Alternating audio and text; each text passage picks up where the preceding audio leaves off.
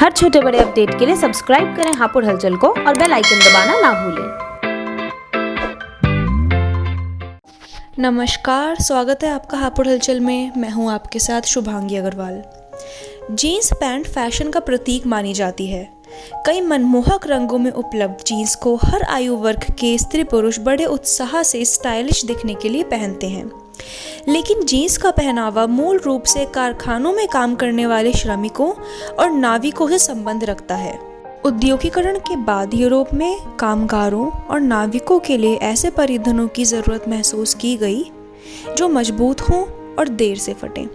16वीं सदी में यूरोप ने भारतीय मोटा सूती कपड़ा मंगाना शुरू किया, जिसे डोंगारी कहा जाता था। बाद में इसे नीले रंग में रंग कर मुंबई के डोंगारी किले के पास बेचा गया था। नाविकों ने इसे अपने अनुकूल पाया और इससे बनी पतलूनें पहनने लगे।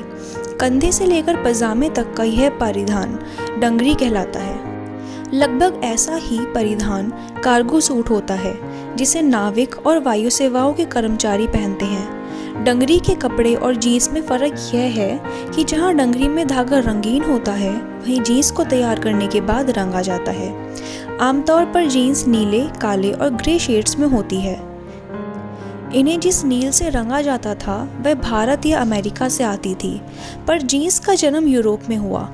सन 1600 की शुरुआत में इटली के कस्बे ट्यूरिन के निकट चिएरी में जीन्स वस्त्र का उत्पादन किया गया। इसे जेनोवा के हार्बर के माध्यम से बेचा गया था।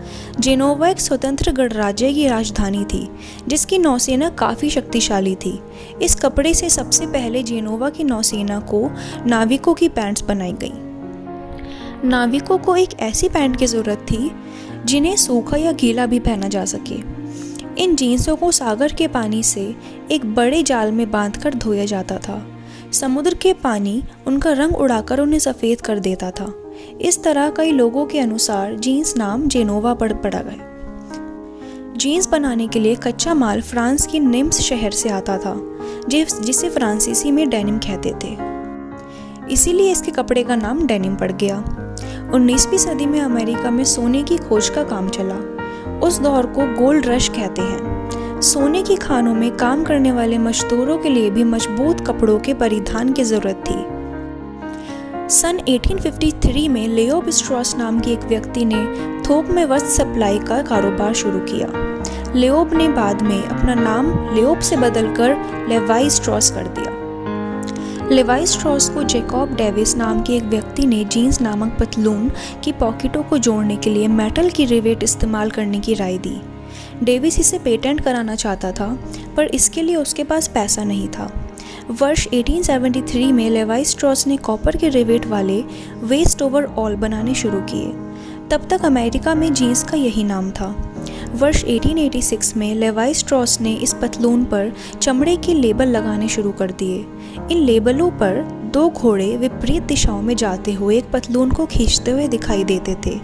इसका मतलब था कि पतलून इतनी मजबूत है कि दो घोड़े भी उसे फाड़ नहीं सकते।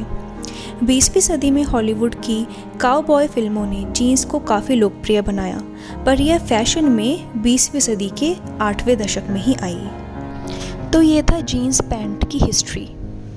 ऐसी और जानकारी के लिए जुड़े रहिए हापुड़ हलचल के साथ। धन्यवाद। हर छोटे बड़े अपडेट के लिए सब्सक्राइब करें हापुड़ हलचल को और बेल आइकन दबाना ना भूलें।